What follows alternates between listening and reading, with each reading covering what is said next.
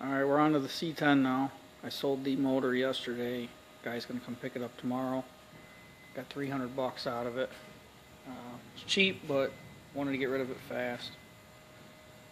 So we get this out and detail under the hood. Everything's gonna be detailed clean. Just because I'm doing it cheap doesn't mean it's gonna be a hack job. Plans with the truck are fix a little bit of rust it has, just a little bit on the cab corners. Get the duct tape from my Christmas lights off. This was my front yard Christmas decoration this year. And do new interior, carpet, dash, seat cover. Still plan on doing this whole truck for $5 grand. Go back and look at the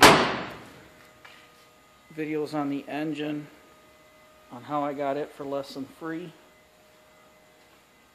I'm still going to have to get a trans. I'm not sure what I'm going to do for a lot of the other stuff yet.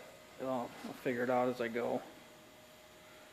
But everything's going to be cheap, used, free, or traded, or made.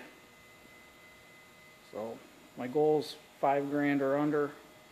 See how close we get.